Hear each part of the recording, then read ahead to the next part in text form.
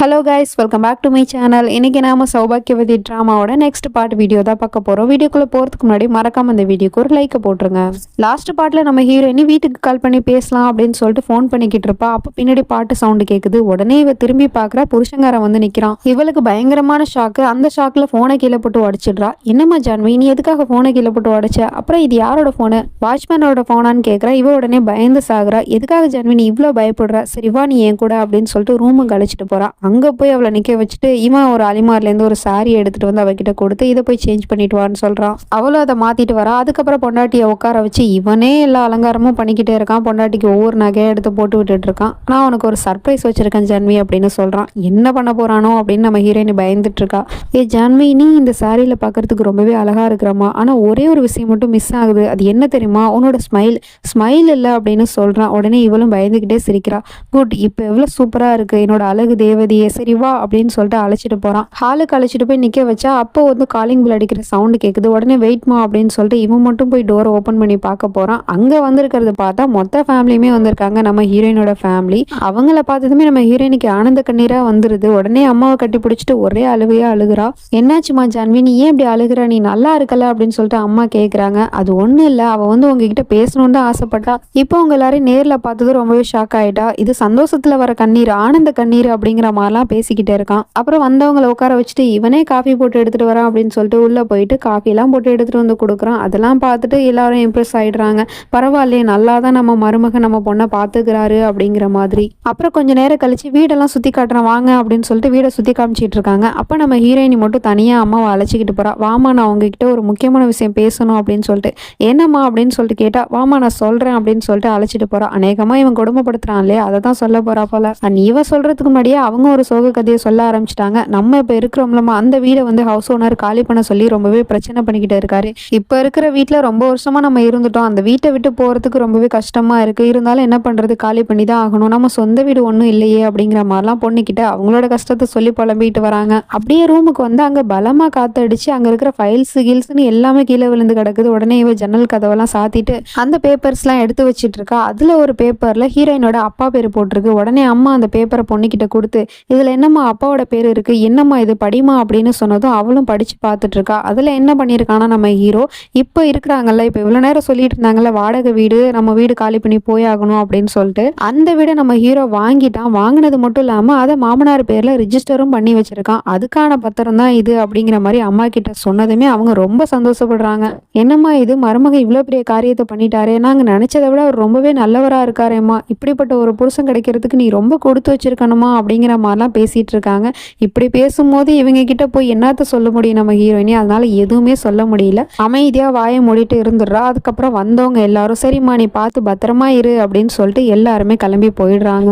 இப்போ நைட் ஆயிடுது. நம்ம ஹீரோயினி அம்மா பேசிட்டு போனாங்கல்ல, அதை பத்தியே நினைச்சுக்கிட்டு இருக்கா. அப்ப அவன் கூப்பிடுறான், ஜான்வி எங்க இருக்க அப்படின்னு. உடனே இவ அவசரப்பட்டு ஓடிக்கிட்டே இருக்கா. அதுக்கப்புறம் எனக்கு பசிக்குதுமா, வாமா வந்து சாப்பாடு போடு அப்படின்னு சொன்னதும் இவளும் அவனை உட்கார வச்சு சாப்பாடு பரிமாறிக்கிட்டு இருக்கா. அப்போ அவன் கேட்கறான், நீ இன்னைக்கு சந்தோஷமா இருந்தல ஜான்வி, ஏன்னா இன்னைக்கு உன்னோட மொத்த குடும்பமும் இங்க வந்திருந்தாங்கல்ல, அவங்க கிட்ட நீ நல்லா பேசியிருப்ப, நீ ஜாலியா இருந்திருப்ப, உன்னோட சந்தோஷம் தாமா எனக்கும் முக்கியம் அப்படிங்கிற மாதிரி ரொம்ப நல்ல விதமா பேசிட்டு இருக்கான். அதுக்கப்புறம் சாப்பிட்டுட்டு கை கழுவ போறான். அங்க போய் பார்த்தா டவல் ஒழுங்கா இல்ல.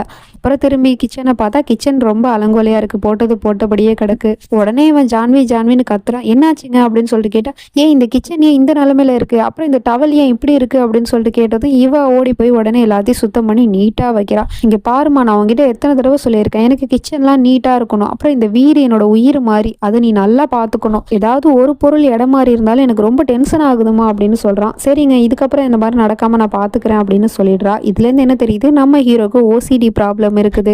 இப்போ மார்னிங் ஆயிடுச்சு. நம்ம ஹீரோயினி குளிச்சுட்டு வரதுக்காக பாத்ரூம் போயிருக்கா. குளிச்சுட்டு வந்து டோரை ஓப்பன் பண்றா. ஆனா ஓப்பன் பண்ண முடியல. ஏன்னா இவன் வந்து வெளியில லாக் பண்ணி வச்சிருக்கான். ரூம்ல இவன் வந்து தெரியாம, அவளுக்கு தெரியாம கேமரா செட் பண்ணி வச்சிட்டு இருக்கான். ரூம்ல மட்டும் இல்ல, மொத்த வீட்லயுமே கேமரா செட் பண்ணி வச்சிட்டு இருக்கான். இவ கதவை தட்டிட்டு இருக்கா. கொஞ்ச நேரம் இரு டார்லிங், வீடு கொஞ்சம் ஸ்மெல் அடிக்குது, நான் அதை சரி பண்ணிட்டு வரேன் அப்படின்னு சொல்லிட்டு மொத்த பேரையும் கேமரா செட் பண்ணி வச்சுட்டு அனுப்பி வச்சிடறான். இவன் ரூம் ஸ்ப்ரே அடிச்சுட்டு அதுக்கப்புறமா வந்து டோரை ஓப்பன் பண்றான். அவ வெளியே வரா. அவளை அழைச்சிட்டு போய் பாசமா உட்கார வச்சுட்டு, இங்க பாருமா ஜான்வி, நான் ஆஃபீஸ்க்கு போயிட்டு வரேன், ஆனா இன்னைக்கு நான் வந்து டோரை லாக் பண்ணி வச்சுட்டு போறது கிடையாது, டோரை ஓப்பன்ல தான் வச்சுட்டு போறேன், ஏன்னா எனக்கு உன் மேல நம்பிக்கை இருக்கு.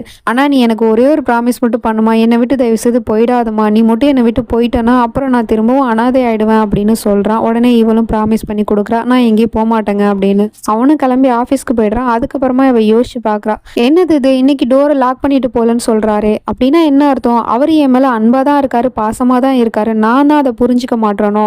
நான் அவரை கோவப்படுத்தாமல் இருந்தால் அவரும் என் மேலே பாசமாக தான் இருக்க போகிறாரு, அவருக்கு உயிரே இந்த வீடு தான், அந்த வீடை நான் நீட்டாக வச்சுருந்தா அவர் ஏன் என் மேலே கோவப்பட போகிறாரு அப்படின்னு சொல்லிட்டு வீட்டில் இருக்கிற ஒவ்வொரு திங்ஸையுமே பார்த்து பார்த்து உட்காந்து அரேஞ்ச் பண்ணிக்கிட்டு உட்காந்துருக்கா.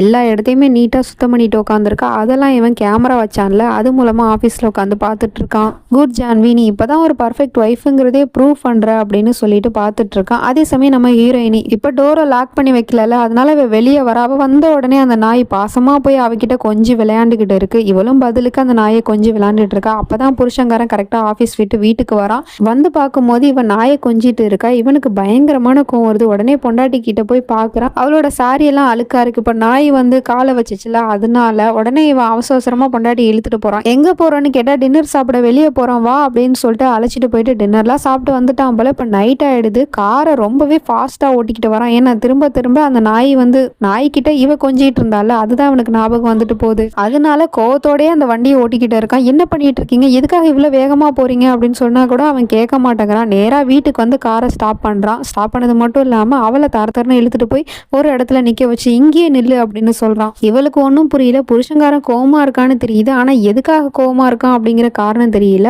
அவன் அந்த பக்கம் ஓசால தண்ணி அடிச்சுக்கிட்டு இருக்கான் அவன் மேல. என்னாச்சு விராஜ், ஏன் இப்படி பண்றீங்க அப்படின்னு சொல்லிட்டு கேட்டா, ஏன் இப்படி பண்றானா, நீ அந்த நாயை கொஞ்சிக்கிட்டு இருக்க, அந்த நாய் உன்கிட்ட அவ்வளோ உறவாடிக்கிட்டு இருக்கு பாசமா, என்ன நடக்குது இங்க? உனக்கு கொஞ்சறதுக்கு தான் நாய் இருக்கனே, உன்னோட புருஷன் இருக்கனே, என்ன விட்டுட்டு நீ அந்த நாயை போய் கொஞ்சுவியா அப்படின்னு சொல்லிட்டு ரொம்பவே கீழ்த்தனமா பேசிட்டு இருக்கான். நாய் கூட பொண்டாட்டியை சேர்த்து வச்சு பேசிட்டு இருக்கான்.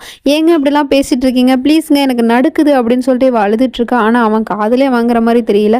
நீ பண்ண தப்புக்கான தானே நான் உனக்கு கிடைச்சே ஆகணும். இங்க பாரு, இந்த அழுக்கு சாரியோட என் கூட டின்னருக்கு வர, எனக்கு இந்த மாதிரி அழுக்கா இருந்தா சுத்தமா பிடிக்காதுன்னு அவங்ககிட்ட சொல்லியிருக்கேன்ல, அந்த நாய் உன்னை தொட்டதுனால தான் இப்போ நீ அழுக்காயிட்ட, உன்னை நான் சுத்தம் பண்றேன் ஜான்வி அப்படின்னு சொல்லிட்டு ஓஷால தண்ணியை ஃபோர்ஸா அடிச்சுக்கிட்டு இருக்கான். அவ ஒரு கட்டத்துக்கு மேல அப்படியே மயங்கி விழுந்துடுறா. இப்போ நைட்டா எடுத்து நம்ம ஹீரோயினுக்கு ரொம்ப குளிர்ச்சில, அதனால இப்போ நல்லா தூங்கிட்டு இருக்கா. ஆனா இவனுக்கு சுத்தமா தூக்கமே வரல. திரும்ப திரும்ப அந்த நாய் கூட கொஞ்சிக்கிட்டு இருந்தால ஹீரோயினி, அதை பத்தியே தான் நினைச்சு பார்த்துட்டு இருக்கான்.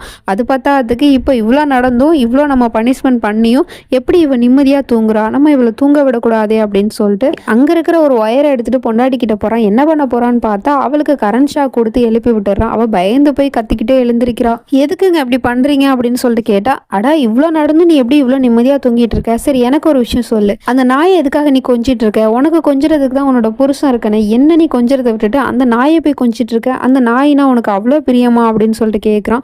என்னங்க நீங்க இப்படிலாம் பேசிட்டு இருக்கீங்க, அந்த நாய் கூட போய் என்ன கம்பேர் பண்ணி பேசுறீங்களே அப்படின்னு சொல்லிட்டு கேட்டா, வேற என்ன பண்றது, நீ அப்படித்தானே அந்த நாயை கொஞ்சிக்கிட்டு இருந்த அப்படின்னு சொல்றான். இவ உடனே எப்போதும் வாயை திறக்காதவ இப்ப பேசிடுறா.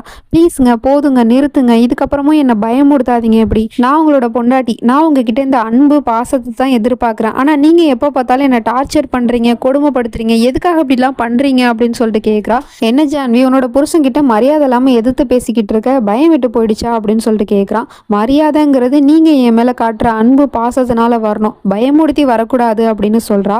அப்படியா, பயமுடுத்தி தானே வரக்கூடாது அப்படின்னு சொல்லிட்டு அங்கிருந்து போயிடுறான். கார்டனுக்கு வந்து யோசிச்சுக்கிட்டு இருக்கான். என்னது இது, எப்போதும் பேசாதவ இன்னைக்கு நம்மளை எதிர்த்து பேசுறாளே, அதுவும் என்ன சொல்றா, பயத்தினால மரியாதை வராதான், அன்பால தான் மரியாதை வருமா, இப்ப பாரு பயத்தினால எப்படி மரியாதை வருதுங்கிறத நான் உனக்கு காட்டுறேன் அப்படிங்கிற மாதிரி யோசிக்கிறான். என்னதை பண்ண போறான்னு தெரியல. இதுக்கப்புறம் என்ன நடக்க போகுதுங்கிறதுலாம் நம்ம வெயிட் பண்ணி தான் பார்க்கணும். நெக்ஸ்ட் எபிசோட்ல சந்திக்கிறேன். அது வரைக்கும் பை ஃப்ரெண்ட்ஸ்.